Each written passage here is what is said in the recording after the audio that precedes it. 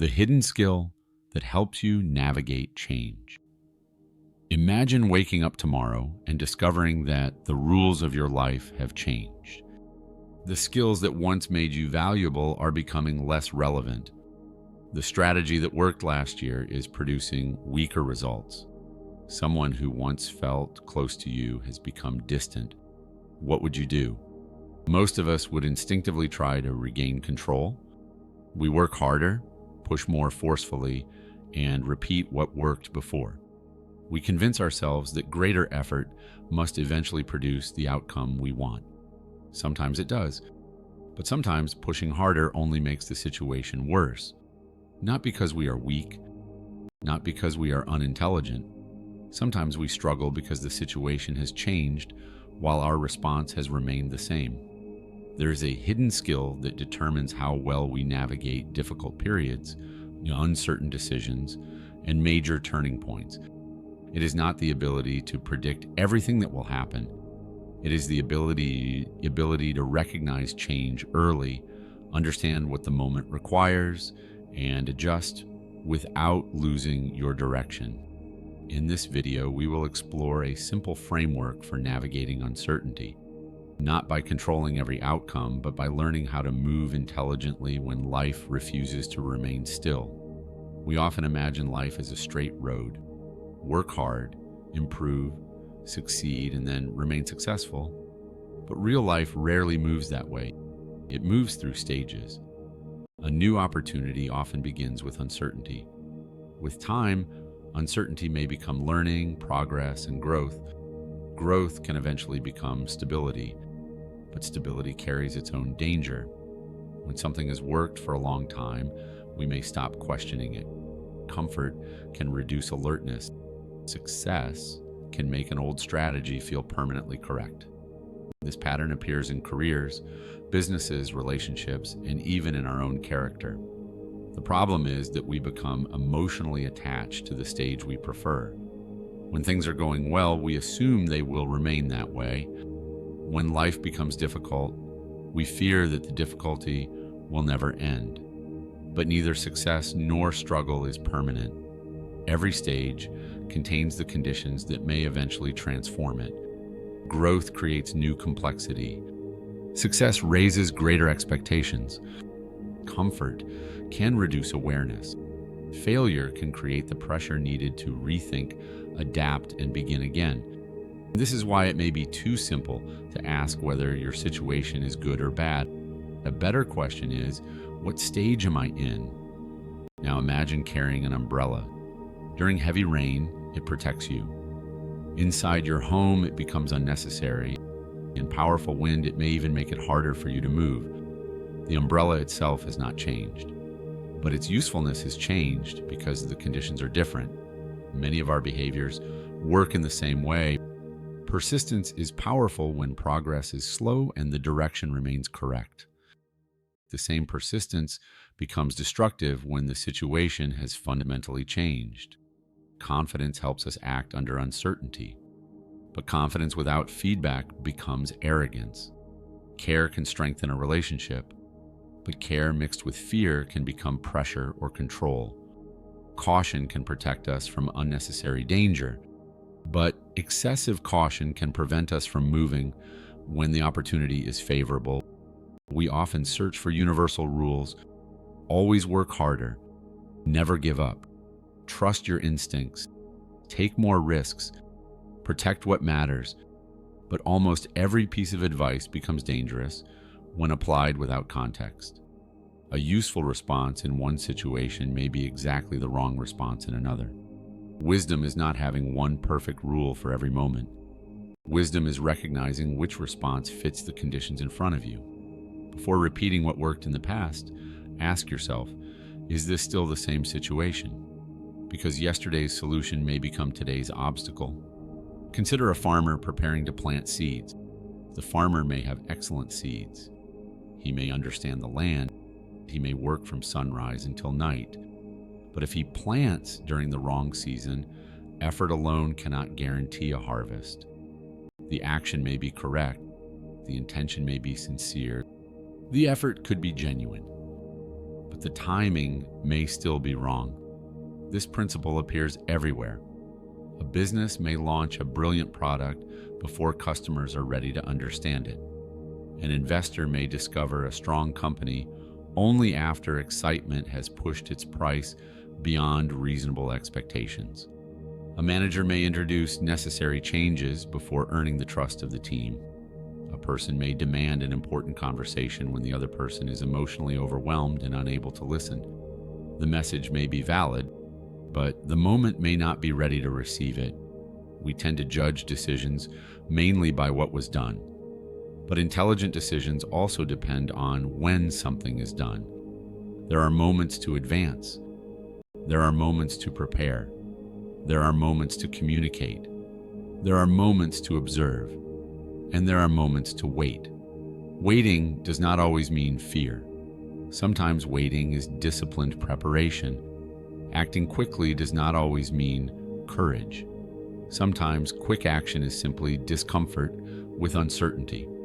A correct decision made at the wrong time can create the same outcome as a wrong decision. Before acting, ask whether the action is necessary, but also ask whether this is the moment for it. Persistence is celebrated because it helps people continue through difficulty. But persistence has a dangerous twin, rigidity. They can look almost identical from the outside. Both refuse to stop easily. Both tolerate discomfort. Both continue when other people have given up. But internally, they are very different. Persistence remains committed to the destination while remaining flexible about the path. Rigidity becomes attached to one path and mistakes changing direction for failure. A persistent entrepreneur may change the product while preserving the mission. A rigid entrepreneur keeps selling what customers no longer want because too much time and money have already been invested. A persistent employee continues building valuable skills while adapting to changes in the industry.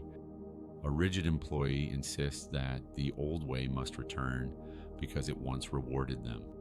A persistent person in a relationship listens, reflects, and changes their behavior. A rigid person repeats the same words more forcefully and believing the problem is simply that the other person has not understood. Persistence says, the goal still matters, but perhaps my method needs to change. Rigidity says if I change my method, it means everything I did before was wrong. But adaptation does not erase your previous effort. Sometimes your past approach was correct for the stage you were in. It simply may not be correct for the stage you are entering. The question is not whether you should always hold on or always let go.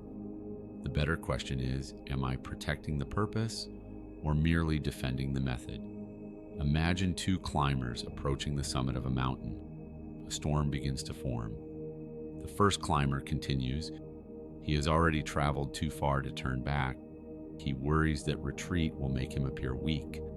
The second climber studies the weather, returns to safety, and plans to try again when conditions improve. Who is more courageous? We often associate progress with forward movement, more growth, more effort, more expansion, more commitment. But nature does not move forward continuously. There are seasons of growth and seasons of recovery. The tide moves forward and backward. The heart contracts before it expands again. A strategic retreat can protect resources, preserve energy, and prevent temporary difficulty from becoming permanent damage. A company may pause expansion to strengthen its operations. An investor may reduce a position when the original assumptions no longer hold. A person may step away from an argument to prevent anger from destroying the possibility of understanding. Someone pursuing a goal may rest, learn, or reconsider the route instead of exhausting themselves through constant action. Stepping back is not automatically surrender. Sometimes it creates enough distance to see the situation clearly. The objective is not to move forward every day. The objective is to move appropriately. There are moments when courage means taking action, And there are moments when courage means admitting that continuing in the same direction is no longer wise. Most weaknesses do not begin as obvious weaknesses. They often begin as strengths that have been pushed too far. Confidence becomes arrogance. Care becomes control. Discipline becomes obsession. Loyalty becomes self-abandonment. Ambition becomes reckless expansion. Patience becomes passive avoidance. Independence becomes isolation. Even kindness can become harmful when it prevents honest boundaries. This is why success can sometimes be more dangerous than failure. Failure usually forces us to examine what is not working. Success encourages us to repeat ourselves. The more successful a strategy has been, the more difficult it becomes to question it. A leader who built a company through personal control may struggle to delegate as the organization grows. An investor who made money by taking large risks may assume the same approach will always work. A talented person praised for being independent may stop asking for help even when the problems become too large to manage alone. Every strength contains a question. At what point does this stop helping me? Balance does not mean being weak or indecisive. It means recognizing when a useful quality is approaching its destructive extreme. The strongest people are not those who maximize every strength. They are those who know when to adjust it. Suppose you are climbing a mountain. Near the bottom, you move carefully. You test every step. You pay attention because the danger is obvious, but near the summit, excitement takes over. You begin looking at the destination instead of the ground beneath your feet. Success creates a similar danger. When things are going well, we receive fewer signals that change is necessary. Praise reduces self-examination. Profit can hide inefficiency. Growth can conceal weak processes. Power can discourage honest feedback. A winning strategy begins to feel like a permanent truth. But the conditions that created success may be changing quietly. Competitors learn. Customers evolve. Technology improves. Relationships develop new needs. Your own responsibilities grow. The greater your success, the more carefully you must distinguish between principles that remain valuable and methods that have become outdated. Success is not the end of uncertainty. It is the beginning of a new stage with different risks. Failure may tell you that something is wrong. Success can prevent you from noticing. Major consequences often appear sudden only because the early signals were ignored. A wall collapses, but the crack began much earlier. A company runs out of cash, but expenses had been rising faster than revenue for months. A valuable employee resigns, but their participation and enthusiasm had already been declining. A relationship ends, but unresolved tension had been repeating long before the final conversation. An investment falls dramatically, but perhaps the business performance had already stopped supporting the original story. We ignore early signals for understandable reasons. The old reality is still visible. The company is still operating. The relationship still exists. The income is still arriving. The strategy has not completely failed. So we tell ourselves that nothing important has changed. But change rarely asks for permission before beginning. The ability to recognize small shifts is one of the greatest advantages a person can develop. Pay attention when a behavior becomes a pattern. Pay attention when a result becomes gradually weaker. Pay attention when a small exception keeps repeating. Pay attention when the explanation no longer matches the evidence.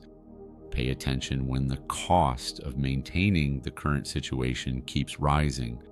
You do not need to panic at every signal, but you should not dismiss a signal simply because the final consequence has not arrived.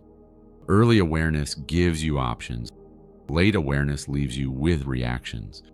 So, how can we apply these ideas when life becomes unclear? Use 3 questions. The first question is, what is actually happening now? Not what you wish were happening, not what used to be happening, and not what you are afraid might happen. Separate, observable reality from hope, fear, and assumption. What behavior can you see? What results are changing? What evidence supports your understanding? The second question is, what has changed? Perhaps the environment has changed. Perhaps another person's needs have changed. Perhaps your resources have changed. Perhaps your original assumptions are no longer true. Perhaps you have changed. Identify the difference between the situation in which your strategy began and the situation you are facing today. The third question is, what does this stage require? Does it require action, patience, preparation, communication, experimentation, reduction, adaptation, or retreat?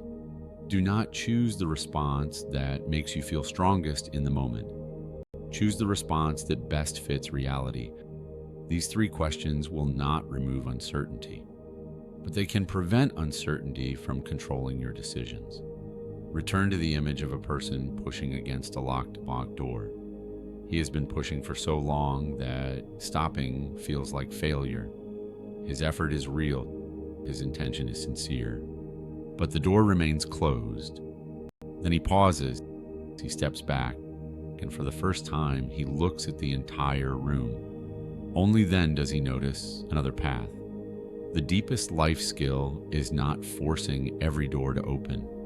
It is understanding when to push, when to wait, when to change direction, and when to walk away. Life will continue to change. Your work will change.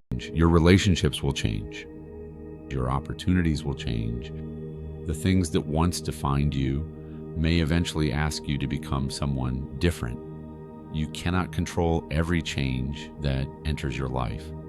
You cannot guarantee that every decision will produce the outcome you want, but you can become more observant, more flexible, more honest about reality, and more willing to adjust before circumstances make the decision for you. When the path ahead feels uncertain, remember the three questions. What is happening now? What has changed? And what does this stage require? The goal is not to predict the future perfectly. The goal is to meet change with enough awareness that you are not trapped by the past.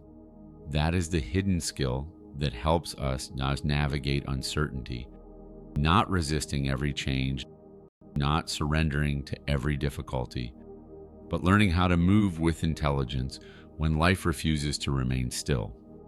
I hope this reflection has helped you see your situation with a little more clarity. Keep this video nearby for the moments when life feels uncertain, and return to these three questions whenever you need direction. If this perspective was useful to you, please like the video and subscribe for more thoughtful ideas to help you navigate everyday life with greater awareness. Until next time, see clearly, choose wisely, and keep moving forward.